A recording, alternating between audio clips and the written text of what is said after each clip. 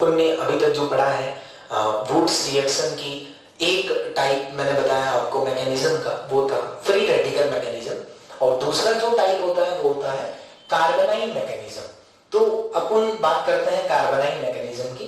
Free radical mechanism में मैंने बताया था कि पहले सोडियम जो है वो Na+ में कन्वर्ट होता है, एक इलेक्ट्रॉन आता है और उसे एक इलेक्ट्रॉन के चक्कर में समाज विबंधन होता है और वहां पे एल्काइल फ्री रेडिकल का फॉर्मेशन होता है जो एक इंटरमीडिएट होता है।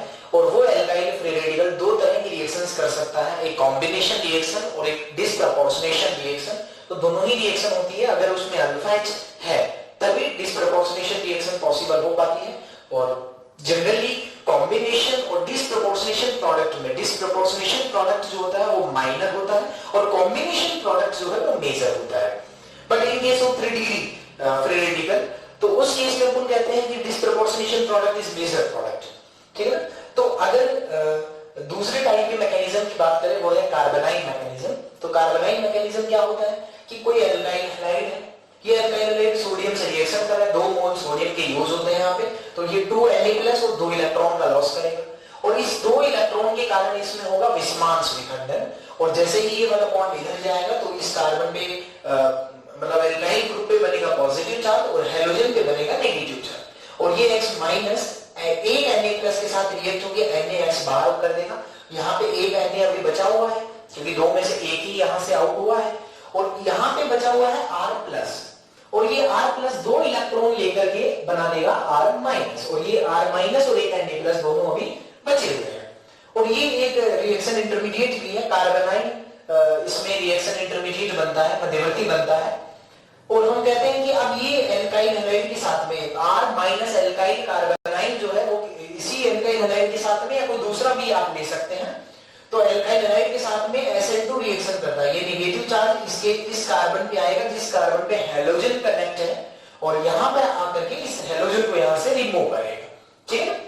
तो उस केस में बन जाएगा R एल्केन और यहां से NaH फिर से आउट हो जाएगा, ठीक है। तो ओवरऑल यहां पे एल्केन का फॉर्मेशन हुआ है। आप इसमें एक चीज का ध्यान रखिए कि ये मैकेनिज्म Sn2 होता है, ठीक है ना।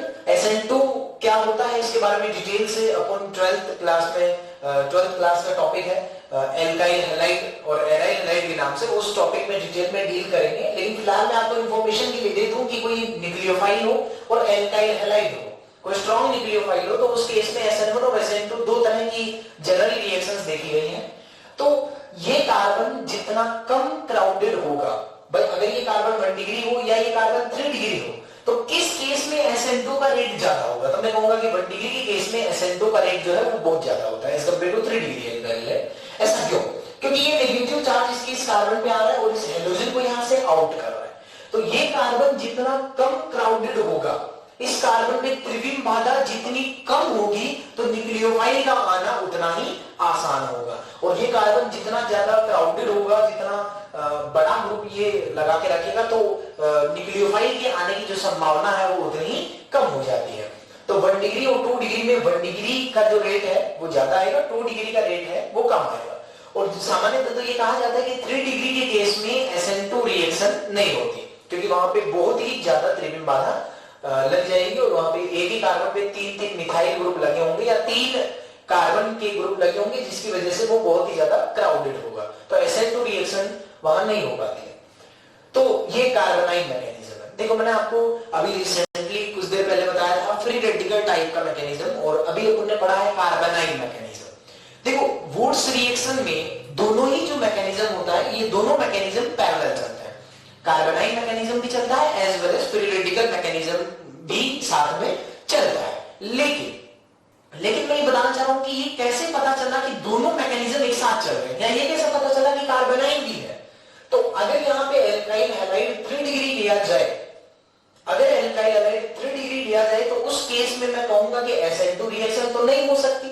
इसका मतलब क्या ये रिएक्शन नहीं होगी?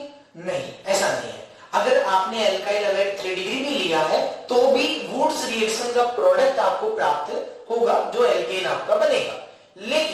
लेकिन इसका मतलब ये है कि कार्बोनाइल मैकेनिज्म नहीं होगा। भाई अगर आपने 3 डिग्री लिया है तो उस केस में, यहां 3 डिग्री के केस में न्यूक्लियोफाइल का आना संभव नहीं है, क्योंकि Sn2 रिएक्शन बड़े क्राउडेड कार्बन पे पॉसिबिलिटी बहुत ही कम हो जाता है, न्यूक्लियोफाइल के आने की संभावना बहुत कम हो जाती है, तो हम कहते हैं कि वहां पे रिएक्शन नहीं होगी।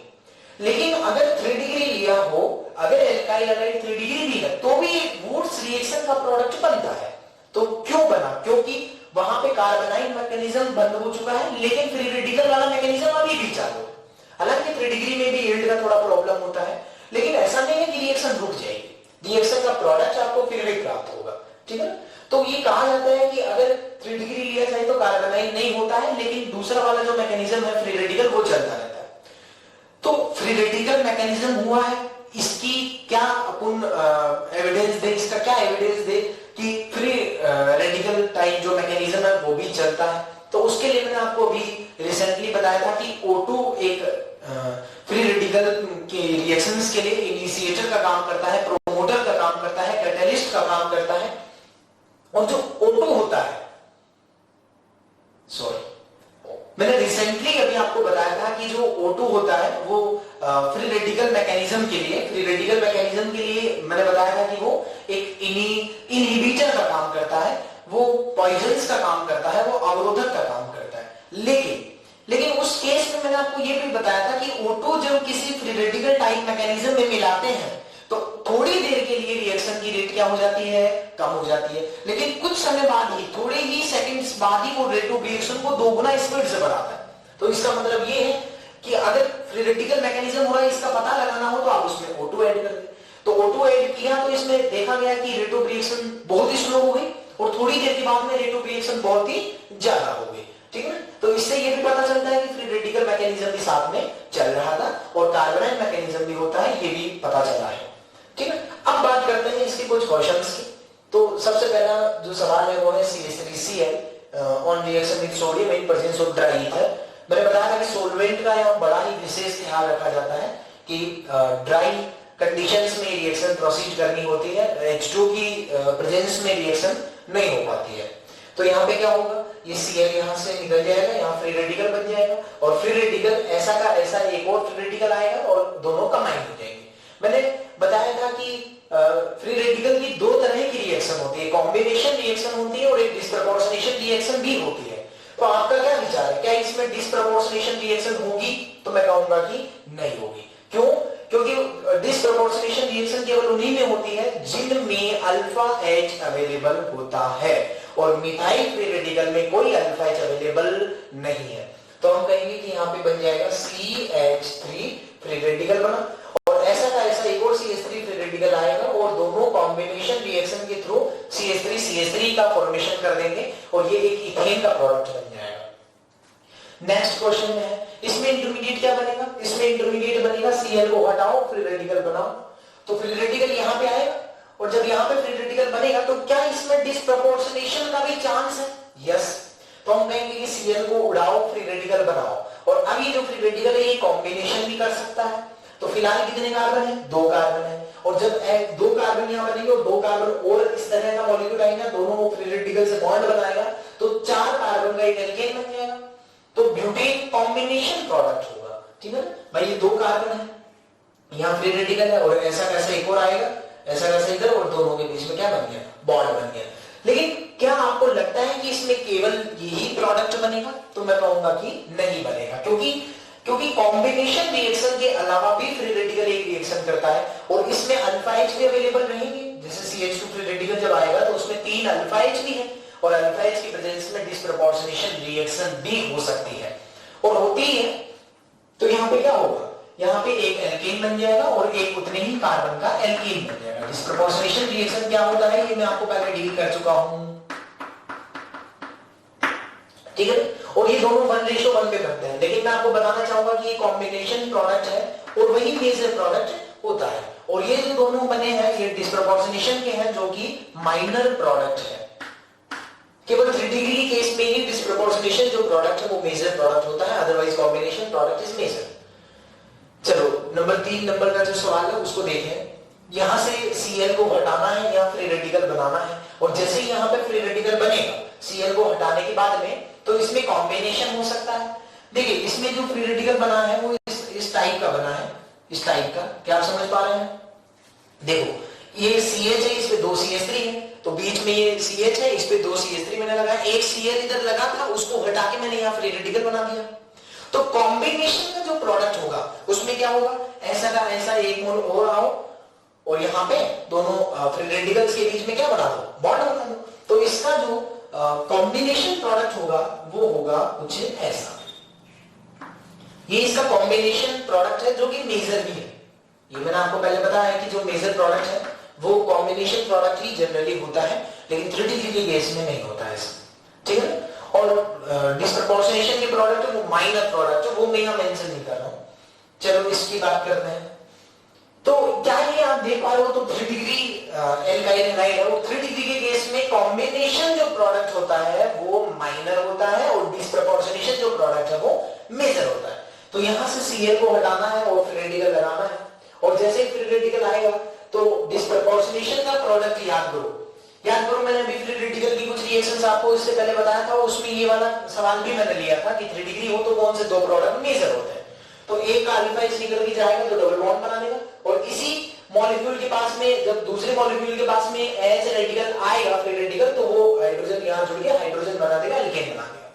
जितने कार्बन का स्टार्टिंग मटेरियल है उतने ही कार्बन का एल्केन बन जाएगा और उतने ही कार्बन का एल्कीन बन जाएगा, ठीक है। तो हम कहेंगे कि इसका जो मेजर प्रोडक्ट होगा वो ये होगा CH3, यहाँ पे CH और CH3 और एक CH3 आ जाएगा, प्लस एक बन जाएगा CH3 carbon double bond CH2 और यहाँ पे है CH3। ये दोनों ही मेजर प्रोडक्ट है, दोनों ही 1:1 में बनते हैं। एक कॉम्बिनेशन का प्रोडक्ट भी होगा जो कि माइनर होगा, तो उसको मैं नहीं लिख रहा हूं यहाँ पे। चलो इसकी बात करें तो इसमें भी यहां से Cl को हटाना है और फिर रेडिकल बनाना है, और ये जो फ्री रेडिकल है वो कॉम्बिनेशन रिएक्शन करेगा, क्योंकि 1 डिग्री है तो कॉम्बिनेशन प्रोडक्ट ही मेजर होगा। तो इस केस में अपन कहेंगे कि यहाँ पे बन जाएगा PHCH2 फ्री रेडिकल, ऐसा यहाँ पे बना है, और ऐसा का ऐसा एक कंपाउंड और आएगा फ्री रेडिकल का, और इन दोनों के बीच में बन जाएगा एक बॉन्ड। तो ये इसका मेजर प्रोडक्ट है जो कि कॉम्बिनेशन प्रोडक्ट है। एक दो मैंने सवाल नंबर 6 की तरफ चलते हैं। तो सवाल नंबर 6 ये देखो, CH3Cl है और यहाँ पे CH3CH2Cl। यहाँ पे दो अलग अलग तरह के मैंने यहाँ पे एल्काइल हैलाइड लिया है। तो इसमें आप देखें, जैसे ही ये यहाँ से निकलेगा तो यहाँ रेडिकल बनेगा, और ये यहाँ से निकलेगा तो यहाँ रेडिकल बनेगा। तो दोनों के केस में आप देख पा रहे हो कि फ्री रेडिकल मैंने बना दिया, ये मिथाइल फ्री रेडिकल है और ये इथाइल फ्री रेडिकल है, ठीक है ना। अब जरा बात करते हैं, अगर मिथाइल फ्री रेडिकल के साथ में कंबाइंड हो जाए, कॉम्बिनेशन कर ले, तो क्या ये CH3 बना देगा? क्या इसका प्रोडक्ट ये होने वाला है? बोलो यस। और क्या सर ऐसा भी तो हो सकता है ना कि ये इथाइल जो फ्री रेडिकल है ये इथाइल फ्री रेडिकल के मॉल के साथ ही कंबाइंड हो जाए? भाई देखो, ऐसा नहीं होता कि केवल एक ही मॉल इनका लिया है, इनको बिल्कुल 1 इक्विवेलेंट लेकर के आप रिएक्शन प्रोसेस करो, ऐसा पॉसिबल नहीं है। मैंने बताया था कि फ्री रेडिकल की मैकेनिज्म में, फ्री रेडिकल की रिएक्शंस में हजारों लाखों फ्री रेडिकल बनते हैं और वो आपस में कंबाइन होने की टेंडेंसी रखते हैं। तो अगर बहुत सारे मिथाइल फ्री रेडिकल है, बहुत सारे इथाइल फ्री रेडिकल है, तो ऐसी संभावना भी है कि मिथाइल के साथ टकरा जाए, ऐसी संभावना भी है कि इथाइल के साथ टकरा जाए। तो इथाइल अगर इथाइल के साथ टकराएगा तो 2 कार्बन का ये है और 2 कार्बन का और आएगा, तो 4 कार्बन का एल्केन बन जाएगा, तो उसमें हो जाएगा ब्यूटेन। तो ये बन गया CH3 CH2 देन CH3। और इसमें डिस्प्रपोर्शनेशन भी हो सकता है, तो डिस्प्रपोर्शनेशन के प्रोडक्ट भी बन जाएंगे, तो उनमें से एक तो यही बन जाएगा और एक इथीन भी बन जाएगा, ठीक है। लेकिन एक कॉम्बिनेशन प्रोडक्ट और बनेगा इसमें, वो क्या होगा कि ऐसा भी तो हो सकता है कि methyl free radical ethyl free radical के साथ में टकरा जाए। तो अगर methyl free radical ethyl free radical के साथ में टकरा गया तो क्या प्रोपेन बन जाएगा? यस। तो यहां पे बन जाएगा CH3 CH2 और CH3, और ये है प्रोपेन। देखो, वुड्स रिएक्शन की कुछ लिमिटेशंस है, उनमें से एक लिमिटेशन ये भी है कि इसमें विषम संख्या का एल्केन बनाना पॉसिबल नहीं है। सर यहां तो बन रहा है, तो मैं कह रहा हूं कि प्योर विषम संख्या का एल्केन बने ऐसी संभावना नहीं होती है इसमें जब भी विषम संख्या का और कार्बन का एल्केन बनेगा तो मिक्सर ऑफ एल्केन बनेगा। आप जरा देखिए, क्या जो प्रोपेन है वो अकेला बना है? नहीं, प्रोपेन के साथ में यहाँ पे इथेन भी बना है और यहाँ पे ब्यूटेन भी बना है। तो जब भी ऑड नंबर कार्बन का एल्केन बनेगा तो हमेशा ध्यान रखें मिक्सर ऑफ एल्केन बनेगा, ठीक है। तो मिक्सर में जब प्रोडक्ट बनता है तभी और कार्बन के एल्केन बनते हैं। और वुड्स रिएक्शन की एक कमी और भी है कि इसमें मीथेन का फॉर्मेशन नहीं हो सकता। आप देखें कि छोटे से छोटा एल्काइल हैलाइड मैंने लिया तब भी यहाँ पे 2 कार्बन का बना है। ये मैंने आपको पहले बता दिया था कि कॉम्बिनेशन रिएक्शन में जस्ट डबल कार्बन का एल्केन बनता है। तो जस्ट डबल कार्बन का बनेगा तो कभी हम मीथेन का प्रोडक्ट नहीं बन सकता, यानी मीथेन एज ए प्रोडक्ट यहाँ नहीं बन सकता। तो ये भी एक वुड्स रिएक्शन की कमी है। और एक कमी ये भी है कि यहाँ पे प्योर ऑड नंबर कार्बन का एल्केन नहीं बन सकता। जब भी विषम संख्या का कार्बन बनेगा, विषम संख्या का एल्केन बनेगा, तो उस केस में हमेशा क्या होगा, उस केस में मिक्सर ऑफ एल्केन बनेगा, ठीक है ना। एक और है, ये अच्छा सवाल है, ये 2 Cl मैंने एक ही कंपाउंड में लिए हैं, तो यहाँ पे जब Cl निकल जाएगा तो फ्री रेडिकल बन जाएगा, और यहाँ पे जब Cl निकल जाएगा तो यहाँ पे फ्री रेडिकल बन जाएगा।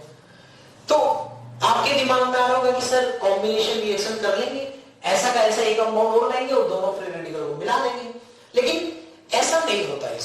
इसमें क्या होता है, ये फ्री रेडिकल और ये फ्री रेडिकल आपस में कंबाइन हो जाएंगे, और कंबाइन होके ये क्या बना लेंगे, बॉन्ड बना लेंगे। तो ये साइक्लिक हो जाएगा, कितने कार्बन का, 1 2 3 4 5 कार्बन का, और इसमें बन जाएगा प्रोडक्ट साइक्लोपेंटेन। 5 कार्बन की साइक्लिक रिंग इसका मेजर प्रोडक्ट होगा, ठीक है ना। अच्छा, इसमें आपके दिमाग में जो आ रहा था वो नहीं बना, इसका मतलब क्यों नहीं बना उसका मैं कारण आपको बता दूं कि इंट्रामोलिकुलर रिएक्शन और इंटरमोलिकुलर रिएक्शन में, इंट्रामोलिकुलर रिएक्शन हमेशा फास्ट होती है। देखिए आप, क्या ये एक ही कंपाउंड में 2 फ्री रेडिकल और ये दोनों आपस में कंबाइन हो गए, तो क्या ये इंट्रामोलिकुलर रिएक्शन है? यस। और ऐसा होता है कि एक फ्री रेडिकल ऐसा कंपाउंड और लाते हैं, वो आपस में कनेक्ट होते हैं, तो वो 2 कंपाउंड्स के बीच में रिएक्शन हो रही थी, तो वो इंटरमोलिकुलर रिएक्शन है। तो हम हमेशा से जानते हैं कि intramolecular reaction faster than intermolecular reactions, तो हमेशा इंट्रामोलिकुलर रिएक्शन ही फास्ट होती है, ठीक है ना। अगर ये 6 कार्बन का होता, टर्मिनल कार्बन पे 2 Cl लगे होते, तो उस केस में साइक्लोहेक्सेन बन जाता, दोनों रेडिकल मिला करके, ठीक है। ये एक बड़ा प्यारा सवाल है। तो इसमें देखिए, यहां से Cl को उड़ाना है, यहां फ्री रेडिकल बनाना है, यहां से Cl को उड़ाना है, यहां फ्री रेडिकल बनाना है, यहां से उड़ाना है, यहां फ्री रेडिकल, और यहां से उड़ाना है, यहां फ्री रेडिकल। तो ऐसा हो सकता है कि ये दोनों आपस में मिल जाए तो ये दोनों आपस में मिल जाए, या ऐसा हो सकता है ये दोनों आपस में मिल जाए तो ये दोनों आपस में मिल जाए। तो इसमें बन जाएगा स्पाइरो टाइप कंपाउंड, ये इसका प्रोडक्ट। आप अपन ने पढ़ा कि जब 2 रिंग इस टाइप से जुड़ी हुई उनमें एक कॉमन कार्बन होता है तो उसको स्पाइरो बोलते हैं, और 2 रिंग इस टाइप से जुड़ी हुई उनमें 2 कॉमन कार्बन होता था उसको अपन बाइसाइक्लो कंपाउंड के नाम से जानते हैं। चलो नेक्स्ट क्वेश्चन, इसमें क्या है, देखो ये Cl यहां से उड़ेगा, यहां फ्री रेडिकल है, ये Br यहां से उड़ेगा तो यहां फ्री रेडिकल है, और ये दोनों फ्री रेडिकल आपस में बॉन्ड बना लेंगे, तो उस केस में यहां पे जो प्रोडक्ट होगा वो होगा कुछ इस तरह से। क्या ये बाइसाइक्लो कंपाउंड है? यस। देखो इसमें 2 रिंग है, एक इधर एक इधर, दोनों के बीच में कॉमन कार्बनों की संख्या है 2। तो जब भी कोई 2 रिंग जुड़ी हो और उनमें 2 कॉमन कार्बन हो तो उसको अपन बोलते हैं बाइसाइक्लो कंपाउंड। ये लास्ट क्वेश्चन है। यहां पे क्या होगा, देखो ये Br यहां से उड़ेगा, यहां फ्री रेडिकल आएगा, ये Br यहां से उड़ेगा, यहां फ्री रेडिकल आएगा, और क्या ये दोनों फ्री रेडिकल आपस में कनेक्ट हो जाएंगे, तो इन दोनों के बीच में ये बॉन्ड बन जाएगा, और क्या ये क्यूबेन का स्ट्रक्चर बन जाएगा? यस। तो इसका जो आंसर है वो होगा क्यूबेन, ठीक है। जैसा कि अपने अभी फिलहाल रिसेंटली कंप्लीट किया वुड्स रिएक्शन, तो उसी रिएक्शन सीक्वेंस में कंटिन्यू करते हुए रिएक्शन नंबर 2 की तरफ चलते हैं, जो है कॉल्ब्स इलेक्ट्रोलाइटिक सिंथेसिस, ठीक है। क्या है जरा सुने।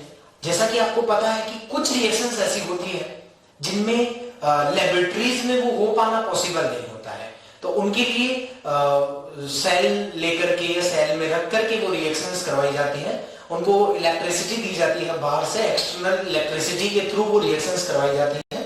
इस तरह के सेल को इलेक्ट्रोलाइटिक सेल बोलते हैं, जिसमें 2 इलेक्ट्रोड होते हैं, एक कैथोड होता है, एक एनोड होता है। एनोड इस तरह के सेल में पॉजिटिव चार्ज होता है, और कैथोड जो होता है वो नेगेटिव चार्ज होता है। एनोड पे हमेशा ऑक्सीडेशन होता है, ऑक्सीडेशन का मतलब होता है लॉस ऑफ इलेक्ट्रॉन, और कैथोड पे हमेशा रिडक्शन होता है, reduction means gain of electron, ठीक है। तो इस तरह के सेल में इलेक्ट्रिसिटी बाहर से प्रोवाइड करवाई जाती है बैटरी के थ्रू, ताकि वो रिएक्शन हो। और एक सेल और होता है जो होता है इलेक्ट्रोकेमिकल सेल, जिसमें इलेक्ट्रिसिटी मिलती है, ठीक है ना।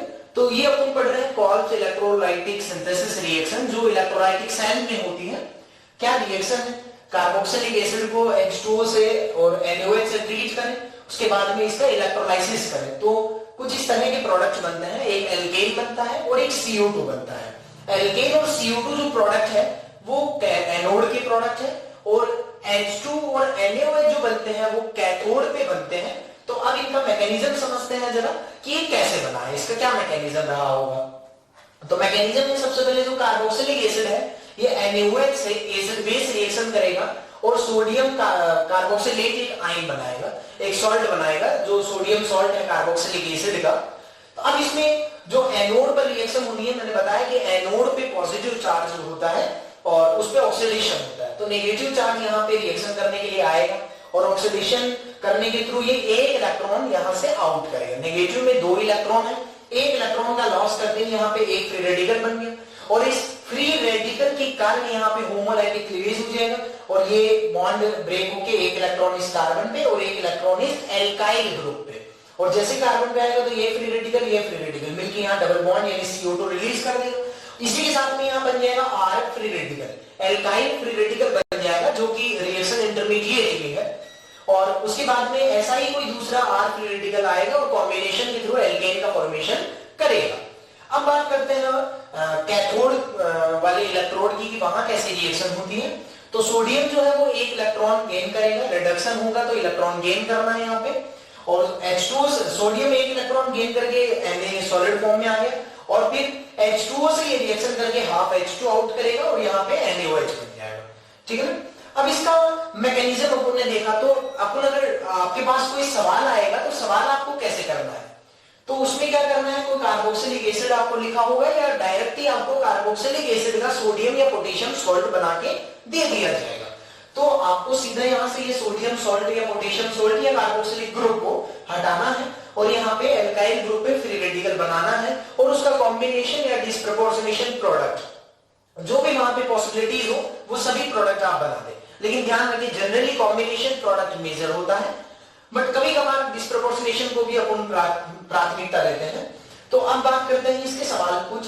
तो सवाल में जैसे सवाल नंबर 1 है, इसको सोडियम एसीटेट बोलते हैं, ये एसिटिक एसिड से बनाया गया है। तो यहाँ पे जब इसका इलेक्ट्रोलाइसिस करने को कहा जाए तो COONA ये वाला ग्रुप हटाना है आपने और यहाँ पे एक फ्री रेडिकल बनाना है और मिथाइल फ्री रेडिकल के साथ में कॉम्बिनेशन रिएक्शन के थ्रू इथेन का फॉर्मेशन कर देंगे। 2 मिथाइल आपस में कंबाइन हो जाएंगे और इथेन का फॉर्मेशन हो जाएगा। इसी तरह से अगर मैं ये वाला कंपाउंड लूं तो यहाँ पे COONA आपने हटाना है और यहाँ पे फ्री रेडिकल बनाना है और इथाइल फ्री रेडिकल के साथ में कॉम्बिनेशन रिएक्शन के थ्रू यहाँ पे ब्यूटेन बना देगा। सर इसमें क्या और पॉसिबल प्रोडक्ट्स भी बनेंगे? यस, लेकिन मेजर प्रोडक्ट होगा कॉम्बिनेशन का प्रोडक्ट। आपको तो पता है कि इथाइल फ्री रेडिकल में 3 अल्फा H भी अवेलेबल है, तो वहां पे डिस्प्रोपोर्शनेशन की भी पॉसिबिलिटी है और वहां पे इथेन भी बनेगा और वहां पे इथेन भी बनेगा जो कि माइनर प्रोडक्ट की फॉर्म में बनेगा। एक सवाल और लिया है कि अगर अपन एक सवाल और लिया है जैसे CH3COONA हो, एक CH3CH2COONA हो, दोनों मिक्सर लिया है और इनका इलेक्ट्रोलाइसिस करवाना है, तो क्या क्या प्रोडक्ट होंगे। तो आप देखें यहां से जब ये ग्रुप हटेगा तो CH3 यानी मिथाइल फ्री रेडिकल बनेगा और यहां से जब ये वाला ग्रुप हटेगा तो इथाइल फ्री रेडिकल बनेगा। तो ऐसा भी हो सकता है कि मिथाइल फ्री रेडिकल के साथ में कॉम्बिनेशन रिएक्शन कर ले और ऐसा भी हो सकता है कि इथाइल फ्री रेडिकल के साथ में ही जुड़ जाए।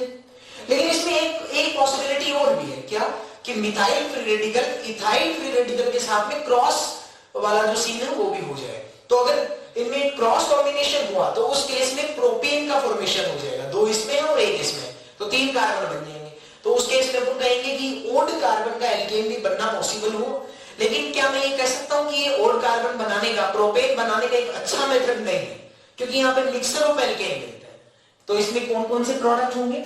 इसमें होंगे एक तो CH3 मिथाइल के साथ कॉम्बिनेशन कर ले, एक इथाइल के साथ कॉम्बिनेशन कर ले, और इनमें क्रॉस कॉम्बिनेशन की भी पॉसिबिलिटी है और क्रॉस कॉम्बिनेशन में बन जाएगा प्रोपेन।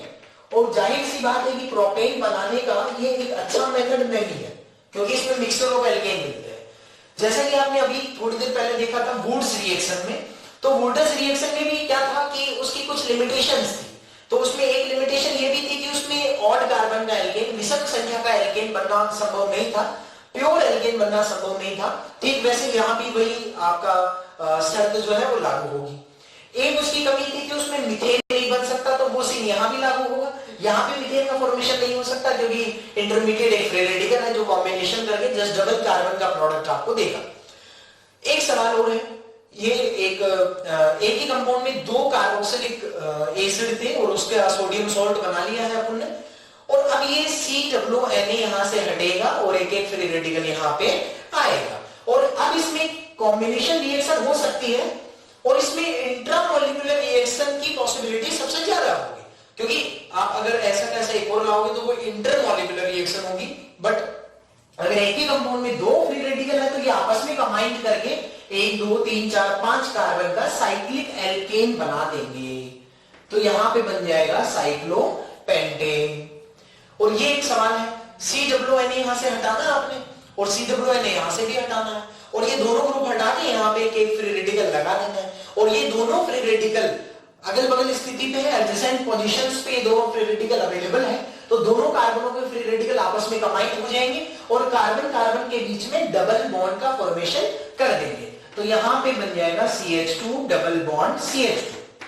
यानी कॉल्स इलेक्ट्रोलाइसिस मेथड से, कॉल्स इलेक्ट्रोलाइटिक सिंथेसिस रिएक्शन से अपन एल्केन भी बना सकते हैं, इवन यहाँ एल्काइन भी आप बना सकते हो, जैसा कि अगला सवाल मैंने लिया है। तो यहाँ से COONA हटाना है, यहाँ से ये ग्रुप हटाना है, दोनों में एक फ्री रेडिकल लगाना है और कॉम्बिनेशन के थ्रू और इंट्रामोलिकुलर रिएक्शन के थ्रू यहाँ पे बन जाएगा एसिटिलीन, तो CH ट्रिपल बॉन्ड CH। इस कंपाउंड, ये सिस मैनर में कंपाउंड है, इसको सोडियम मेलिएट बोलते हैं, और अगर ये ट्रांस मैनर में होता है तो इसको सोडियम फ्यूमेरेट बोलते हैं। तो इससे भी बना सकते हो, ये COO उड़ेगा यहाँ फ्री रेडिकल आएगा, ये उड़ेगा यहाँ फ्री रेडिकल आएगा, और दोनों कॉम्बिनेशन के थ्रू इंट्रामोलिकुलर रिएक्शन के थ्रू यहाँ पे बन जाएगा CH ट्रिपल बॉन्ड CH, और यहाँ पे बन जाएगा एसिटिलीन। तो इस रिएक्शन से कॉल्स इलेक्ट्रोलाइटिक सिंथेसिस रिएक्शन से अपन एल्केन बना सकते हैं, अपन एल्काइन भी बना सकते हैं, एल्कीन बना सकते हैं, बेंजीन भी यहाँ बन सकती है, ठीक है ना। ये बनाने की विधियां पढ़ रहे थे, उसमें 2 विधियां अपन ने कंप्लीट कर ली है, और तीसरी विधि है from Grignard reagent. Grignard reagent से एल्केन को कैसे प्राप्त किया जा सकता है ये अपन सीखते हैं। ग्रिग्नार्ड रिएजेंट को GR भी बोलते हैं, इसका सिंबल होता है RMgx, R माइनस होता है और Mg प्लस होता है, ठीक है ना। तो ग्रिग्नार्ड रिएजेंट कैसे बनता है जरा देखते हैं। Alkyl halide on reaction with magnesium in presence of dry ether. Alkyl halide की रिएक्शन अगर मैग्नीशियम से करें ड्राई ईथर की उपस्थिति में तो ग्रिग्नार्ड रिएजेंट बनता है। मतलब ये Mg जो है ये एल्काइल और हैलाइड के बीच में इंसर्ट हो जाता है, तो ये बनता है RMgx। ये एक ऑर्गेनोमेटेरिक कंपाउंड भी है। ऑर्गेनोमेटेरिक कंपाउंड का मतलब क्या होता है कि वे कंपाउंड जिनमें कार्बन की बॉन्डिंग डायरेक्ट अगर किसी मेटल से होती है तो उसको कार्ब धात्विक यौगिक बोलते हैं, ऑर्गेनोमेटेरिक कंपाउंड बोलते हैं उसको। और सभी ऑर्गेनोमेटेरिक कंपाउंड कार्बोनाइन का एक अच्छा सोर्स माना जाता है। आप देखिए कि इसमें भी R- अवेलेबल रहता है, तो नेगेटिव चार्ज का एक अच्छा सोर्स है ऑर्गेनोमेटेरिक कंपाउंड। तो ग्रिग्नार्ड जो है वो भी एक ऑर्गेनोमेटेरिक कंपाउंड है, कार्ब धात्विक यौगिक है, ठीक है ना। इसको GR लिखेंगे अपन शॉर्ट फॉर्म में। तो एक पहले मैं कॉन्सेप्ट सिखाता हूं कि मानो कि कोई भी नेगेटिव चार्ज है जैसे CH3 माइनस है। क्या आपने GOC में ये पढ़ा है न्यूक्लियोफाइल क्या होता है? क्या मैंने आपको GOC में ये पहले ही डील कर चुके हैं? GOC नाम के चैप्टर में अपन ने पढ़ा है नाभिक स्नेही क्या होते हैं, इलेक्ट्रॉन स्नेही क्या होते हैं। अपन ने ये भी सीखा है कि जो बेस है, एसिड है, उनको कैसे डिफाइन करते हैं और उनका स्ट्रेंथ कैसे जांचते हैं, मापते हैं, कैसे पता चलता है कि कौन सा अच्छा बेस है, कौन सा अच्छा एसिड है। तो इन सभी बातों का जवाब आपको मिलेगा GOC में, जो आपने पहले ही पढ़ लिया है। तो न्यूक्लियोफाइल का मतलब क्या है, नाभिक स्नेही का मतलब क्या है? तो देखो न्यूक्लियोफाइल का मतलब होता है न्यूक्लियस लविंग। इसका मतलब होता है कि इलेक्ट्रॉनों का धनी होता है, न्यूक्लियोफाइल का मतलब होता है जहां इलेक्ट्रॉन डेंसिटी सर्वाधिक होती है, ज्यादा होती है। ये इलेक्ट्रॉन दान करने वाले होते हैं, इलेक्ट्रॉन डोनर ग्रुप होते हैं। और बेस आपने पढ़ा था, तो बेस में भी मैंने आपको बताया था कि बेस वे होते हैं जो H प्लस एक्सेप्टर होते हैं, जो H प्लस को ग्रहण करते हैं। और H प्लस को ग्रहण करने वाला कौन होता है, या तो नेगेटिव या लोन पेयर। मतलब मैं ऐसे कहूं तो यूं कह सकता हूं कि जिसके पास इलेक्ट्रॉन डेंसिटी ज्यादा होती है। इलेक्ट्रॉन डेंसिटी ज्यादा होगी भाई, H प्लस को क्या चाहिए, इलेक्ट्रॉन। तो अगर कोई उसको इलेक्ट्रॉन देने वाला मिल गया तो उसी के साथ जाके चिपक जाएगा, तो उसने तो H प्लस को ले लिया, तो वो तो बेस हो गया। यानी जिसके पास इलेक्ट्रॉन डेंसिटी ज्यादा होती है वो उतना ही अच्छा बेस कहलाता है। इलेक्ट्रॉन डेंसिटी जितनी ज्यादा, बेसिक स्ट्रेंथ उतना ही ज्यादा। बेस भी इलेक्ट्रॉन दान करता है और न्यूक्लियोफाइल भी इलेक्ट्रॉन दान करता है। तो सर हमें पता कैसे चलेगा कि ये न्यूक्लियो, जैसे मैं अगर कोई नेगेटिव चार्ज बनाऊं और मैं आपसे सवाल पूछूं कि बताओ आपकी ये नेगेटिव चार्ज लाइक CH3-, ये बेस की तरह काम करता है या न्यूक्लियोफाइल की तरह काम करता है, या ये क्या है, न्यूक्लियोफाइल है या बेस है? तो आपको कैसे पता चलेगा कि कोई नेगेटिव चार्ज, कोई इलेक्ट्रॉन धनी समूह, कोई इलेक्ट्रॉन रिच सेंटर बेस कब होता है और न्यूक्लियोफाइल कब होता है? तो इन दोनों में केवल एक ही डिफरेंस है, वो ये है कि अगर कोई नेगेटिव चार्ज या कोई इलेक्ट्रॉन धनी समूह H प्लस को इलेक्ट्रॉन दान कर रहा है तब तो वो कहलाता है बेस, और H प्लस के अलावा वो किसी को भी दान कर रहा है तो वो कहलाता है न्यूक्लियोफाइल। यानी अगर कोई CH3- अगर ये H प्लस को इलेक्ट्रॉन दान कर रहा है तो ये बेस हो जाएगा, और H प्लस के अलावा किसी को भी इलेक्ट्रॉन दान करे जिसको इलेक्ट्रॉनों की जरूरत हो तो हम कहेंगे कि ये नाभिक स्नेही हो जाएगा या न्यूक्लियोफाइल कहलाएगा। तो अब वो बेस है या न्यूक्लियोफाइल है ये हम देख करके नहीं बता सकते, ये किसी रिएक्शन के दौरान ही हम बता सकते हैं। भाई रिएक्शन में ही तो पता चलेगा ना कि CH3- किसको इलेक्ट्रॉन दान कर रहा है। तो हम किसी भी नेगेटिव चार्ज को या किसी भी इलेक्ट्रॉन धनी समूह को देख करके ये नहीं बता सकते कि ये नाभिक स्नेही है या बेस है। वो डिपेंड करेगा कि ये किसको इलेक्ट्रॉन दान कर रहा है। अगर ये H प्लस को इलेक्ट्रॉन दान कर रहा है तो ये बेस हो जाएगा, और अगर किसी H प्लस के अलावा किसी को दान कर रहा है तो ये न्यूक्लियोफाइल हो जाएगा। लेकिन एक बात का जरा ध्यान रखें, अगर इसके पास दोनों का ओपन चॉइस हो कि आपके पास में H प्लस भी उपस्थित है, अवेलेबल है, और H प्लस के अलावा भी कोई दूसरा ग्रुप अवेलेबल है, दोनों में से आप किसको पहले प्राथमिकता देंगे? तो हम हमेशा से ये कहते हैं कि एसिड बेस रिएक्शन फास्ट होती है, तो ये बेस की तरह ट्रीट करना ज्यादा फेवर में करेगा, ना कि वो न्यूक्लियोफाइल, क्योंकि एसिड बेस रिएक्शन बहुत ही फास्ट होती है। तो ग्रिग्नार रिएजेंट भी कुछ ऐसा ही काम करता है, ये न्यूक्लियोफाइल भी हो सकता है और ये बेस भी हो सकता है।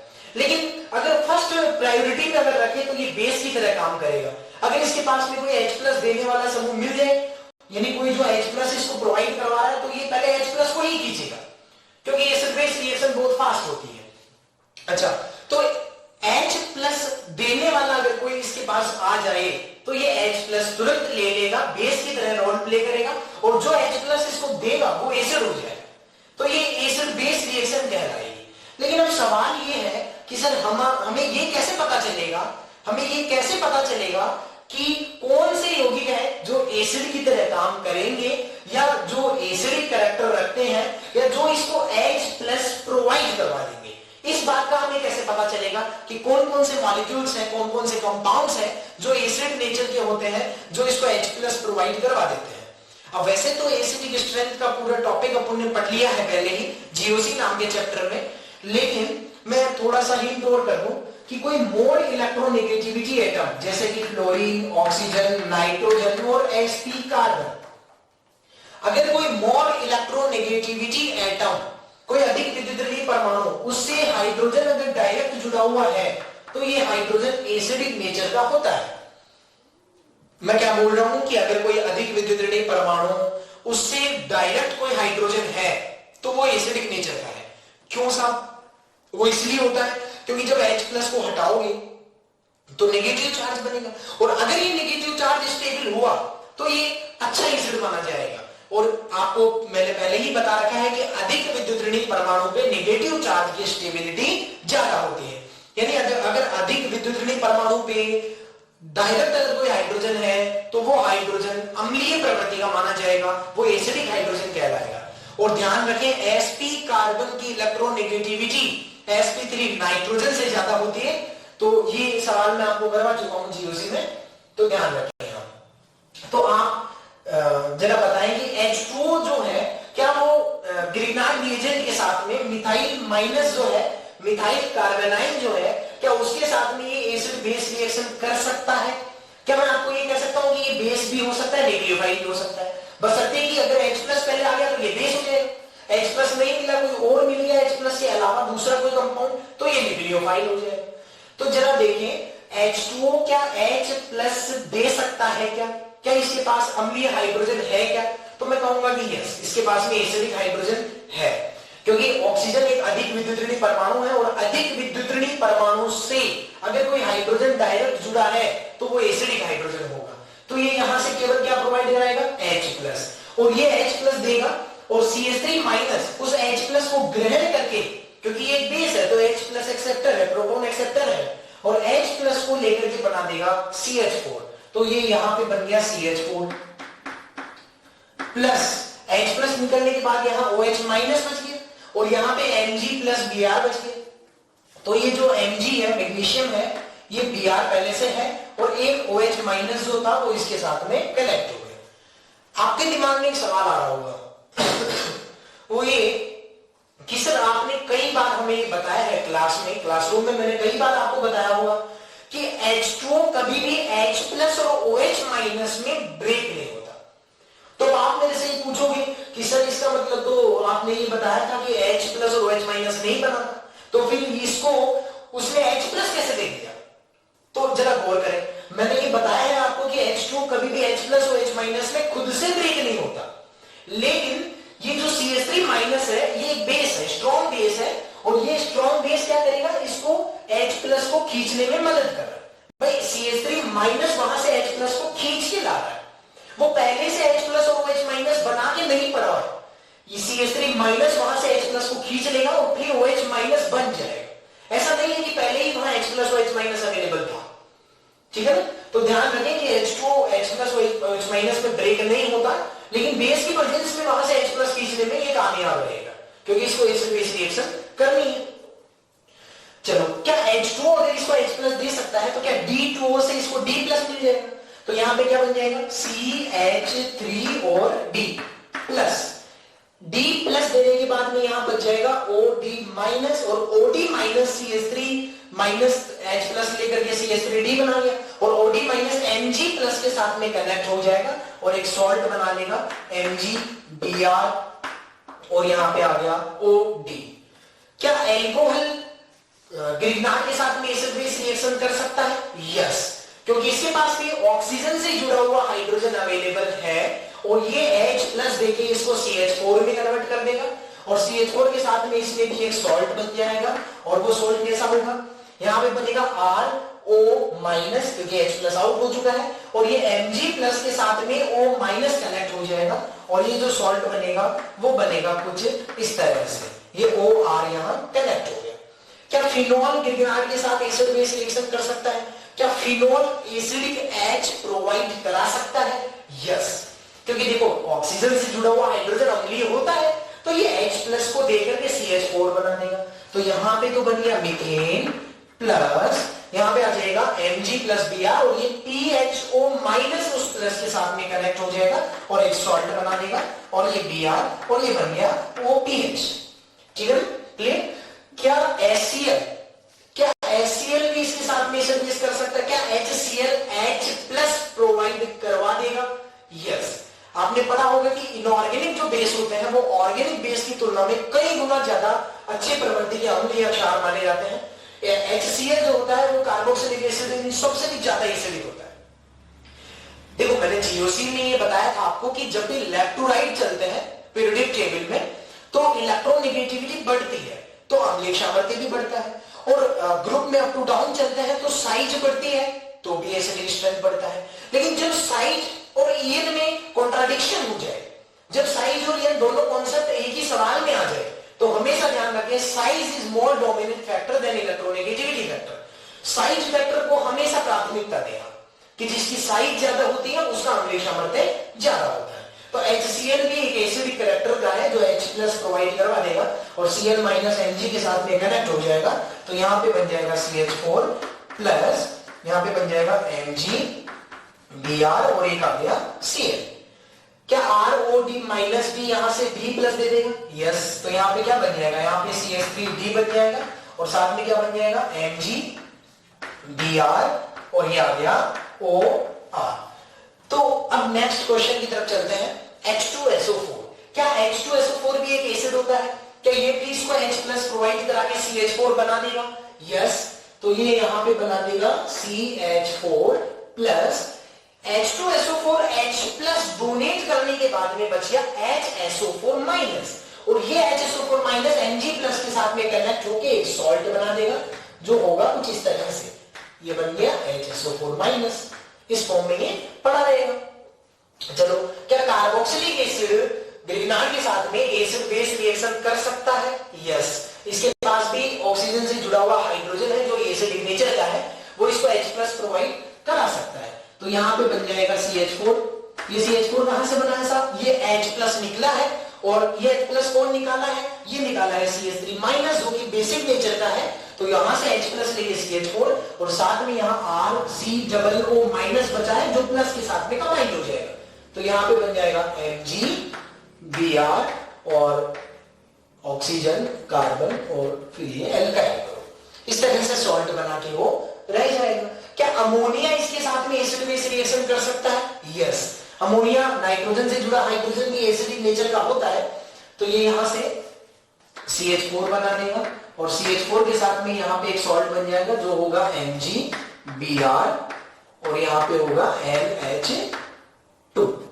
आप समझ गए भाई? NH3 में से H प्लस निकलने के बाद में NH2 माइनस बचा जो Mg प्लस के साथ में कनेक्ट हो गया। क्या 1 डिग्री एमीन भी इसके साथ में एसिड बेस रिएक्शन कर सकता है? यस, क्योंकि यहाँ भी नाइट्रोजन से जुड़ा एक हाइड्रोजन है। इवन सेकेंडरी अमाइन भी इसके साथ रिएक्शन कर सकता है, लेकिन टर्सरी अमाइन इसके साथ रिएक्शन नहीं कर पाएगा, मतलब एसिड बेस रिएक्शन तो नहीं हो पाएंगे। तो ये H प्लस देकर के क्या बना देगा? CH4 बना देगा और CH4 के साथ में यहां बन जाएगा Mg, ये Br आ गया यहाँ पे और यहाँ पे क्या आ जाएगा? NHR। आप समझ गए? क्योंकि यहां से एक हाइड्रोजन निकलने के बाद में एक तो हाइड्रोजन बचा रह गया फिर भी, तो RNH माइनस बन गया, वो इसके साथ में कंबाइन हो गया। क्या RSH भी एसिडिक नेचर का है? यस, क्योंकि एल्कोहल से ज्यादा एसिडिक होता है थायो एल्कोहल। क्योंकि आपको पता है कि सल्फर और ऑक्सीजन में सल्फर की साइज ज्यादा होती है, ऊपर से नीचे साइज बढ़ती है, तो अम्लीय सामर्थ्य भी बढ़ेगा।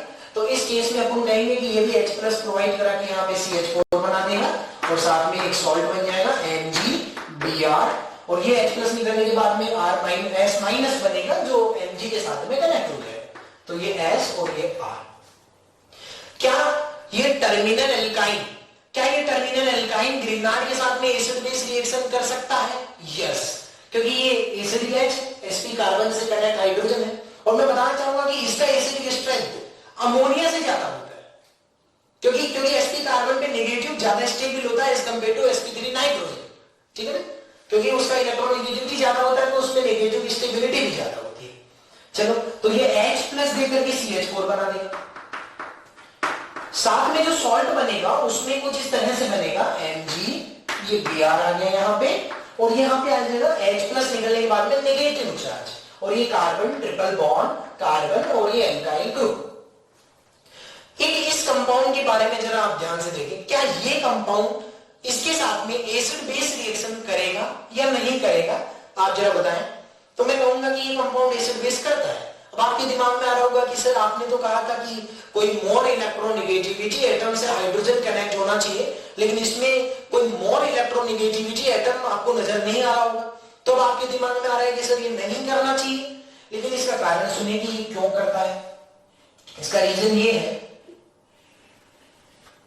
कि ये वाला जो कंपाउंड है, अगर इसमें जो sp3 कार्बन है, आप गौर से देखें, इस कार्बन का हाइब्रिडेशन sp3 है इस कार्बन का, और इस कार्बन के पास में दो हाइड्रोजन अवेलेबल है और दोनों में से अगर कोई एक हाइड्रोजन भी यहां से निकल जाए, अगर दो में से एक हाइड्रोजन निकल जाए तो यहाँ नेगेटिव बन जाएगा। H प्लस निकलने के बाद में नेगेटिव आ गया और नेगेटिव आने के साथ में यहाँ पे एक डबल बॉन्ड है और यहाँ पे ये डबल बॉन्ड पहले से पड़े हुए हैं। तो आप जरा बताओ क्या ये नेगेटिव चार्ज एरोमेटिक बन गया? बोलो सर ये एरोमेटिक कैसे? तो वो जीओसी याद करें आप। इसमें 3 कंडीशन मैंने जीओसी में एरोमेटिसिटी के लिए आपको बता रखा है पहले ही कि साइक्लिक होना चाहिए, सभी का हाइब्रिडेशन sp2 या sp होना चाहिए और हक्कल स्लो को फॉलो करना चाहिए। और ये हक्कल स्लो फॉलो कर रहा है क्योंकि इसमें 6 पाई इलेक्ट्रॉन है और हक्कल स्लो लगा के देखोगे 4n+2 पाई इलेक्ट्रॉन, तो उसमें n की वैल्यू 1 आएगी और जहां भी n की वैल्यू 0 1 2 3 4 आए तो वहां हक्कल स्लो फॉलो करता है। ठीक है ना, तो ध्यान रखिएगा। तो ये भी एसिडिक नेचर का है और ये H+ प्रोवाइड करके एरोमेटिक सिस्टम में रहना चाहेगा। ठीक है, तो ये H+ बड़ा इजीली डोनेट कर देगा और यहाँ पे बन जाएगा CH4 और साथ में जो सॉल्ट बनेगा तो ये नेगेटिव चार्ज Mg+ के साथ में कनेक्ट हो जाएगा, तो यहाँ पे बन जाएगा MgBr और ये 5 मेंबर रिंग यहाँ कनेक्ट हो जाएगी। ठीक है, इसका ये नेगेटिव इसके पॉजिटिव के साथ में कनेक्ट हो गया। ठीक, और एक HNO3, क्या HNO3 एक स्ट्रॉन्ग एसिड की कैटेगरी में रखते हो आप इसको? तो H+ प्रोवाइड करके CH4 बना देगा और CH4 के साथ में यहाँ पे NO3- बचा ले जाएगा, तो ये बन जाएगा MgBr और यहाँ पे आ गया NO3। तो इस तरह से ग्रिग्नार्ड रिएजेंट से आप एल्केन बना सकते हैं। कुछ रिएक्शंस